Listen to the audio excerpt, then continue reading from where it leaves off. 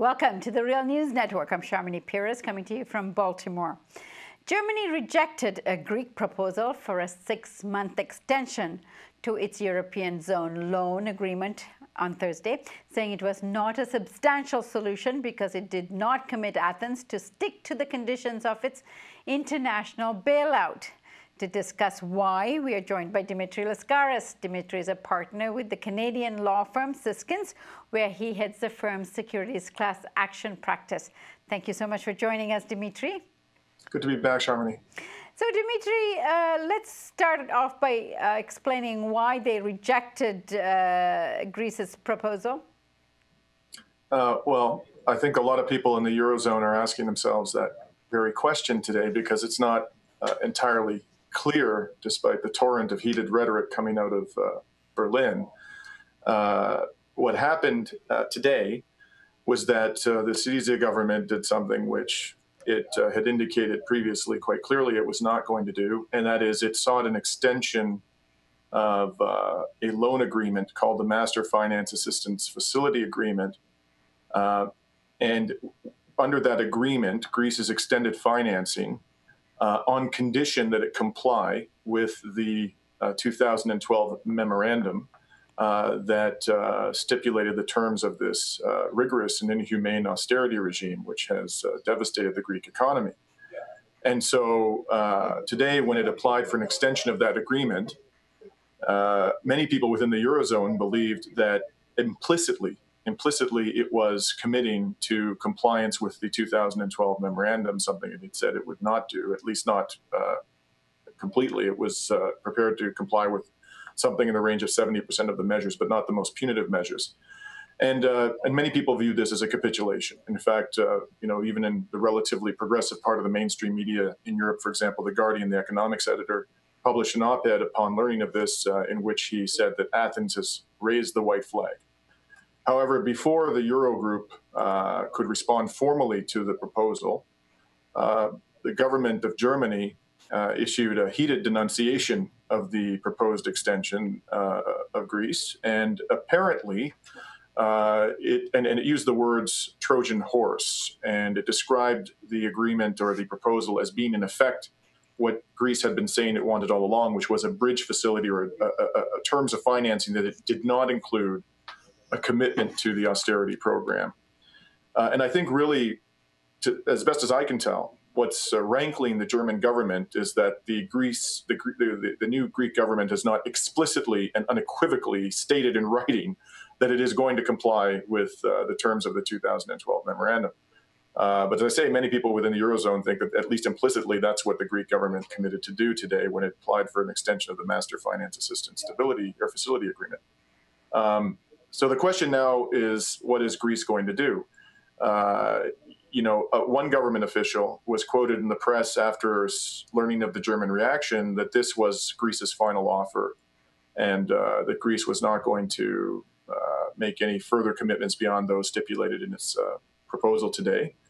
We'll probably find out within the next 24 hours. There's going to be a key meeting of senior figures within the Eurozone tomorrow. It may be that the German government has overplayed its very strong hand by insisting on an explicit capitulation by the Greek government. Oftentimes in negotiations, people leave some things unspoken because they realize that pushing the other side to the point of explicitly conceding an important point could cause an entire agreement that is on the whole satisfactory to one side or the other to unravel. The Germans seem prepared to take that risk, the risk of seeing the entire proposal unravel because of its demand that there be an explicit capitulation by the Greek government. And perhaps they preempted what might be taking place in terms of conversation over the next day in Athens. What do you anticipate that conversation will sound like, given what Germany has just said? Well, I think there were some interesting photographs in the press today about what the Greek press has been saying, and it was being contrasted to what the German press has been saying. And on both sides, there's a great deal of inflammatory language.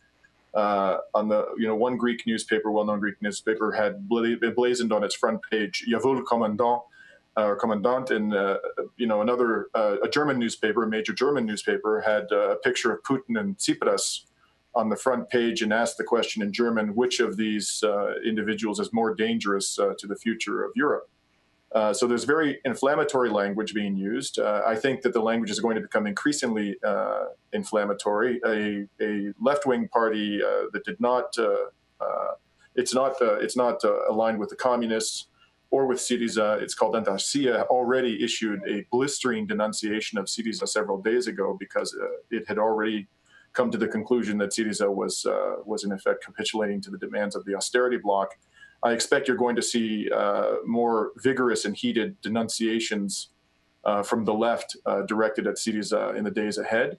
And from the so-called center, or the center-right, which is actually the extreme right in Greece now, the New Democracy Party and the formerly Socialist Party, PASOK, you're going to hear the refrain, "I told you so," that this is exactly what we predicted, that in fact nothing was going to change, and Syriza is embracing the very reality that we were responsibly coping with before the election.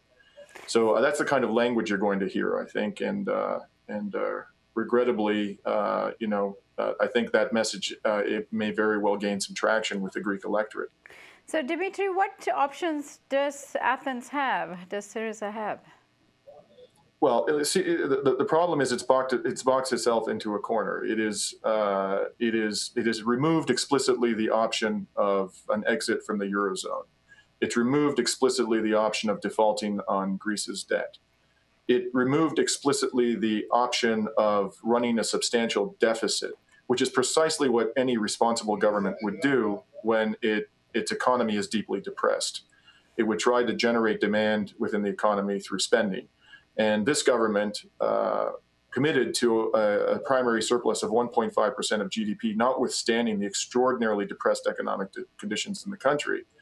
So from the very beginning, and understandably from one perspective, because it is in a very difficult position in terms of the financing needs of the state, but it took off the table its most powerful weapons. And furthermore, it's negotiating with people who are down to their very bones committed to a radical neoliberal agenda. And furthermore, who, quite apart from what their ideology may be, are heavily politically invested in the disaster of austerity. You know, if there were to be an implicit or explicit recognition by the government of Angela Merkel, for example, that austerity has gone too far or hasn't worked or has actually undermined the ability of countries like Greece to service their debts, which it clearly has, these people would, go down in infamy as having been the architects of a European disaster. So they're politically invested, they're ideologically hostile to Syriza, and Syriza has taken off the table its most powerful weapons. So ultimately, what can it do in the current circumstances? Very little. However, if it were to reconsider its commitment to the euro, which is precisely what it should do, and if it were to put on the table in a responsible and intelligent manner the option of a Grexit, which is precisely what it would do, I suspect that it would be able to achieve a much better outcome than this. And those options are really not off the table, even though they have stated that that's not the preferred option. Those options still remain. Well, clearly, they could embrace that option, and there are clearly people within Syriza who, at least in the past, have embraced that option. One such person, a very able and eloquent economist who's been on the Real News several times, Kostas Lapavitsas, he's embraced that option, although he's begun to moderate his tone since becoming an MP for Syriza in the most recent election.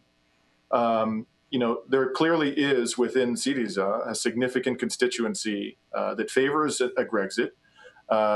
Within the party now, they have the economic sophistication to navigate through the very difficult project of exiting the Eurozone. What remains to be seen is whether the political will to do this is there. Okay. So, Dimitri, I want to thank you so much for joining us today and explaining this, but we will be following this over the next 24 hours, so I hope you can come back tomorrow and we can see what the response of the Greek government is. It will be my pleasure, Sharmini. Thank you. And thank you for joining us on the Real News Network.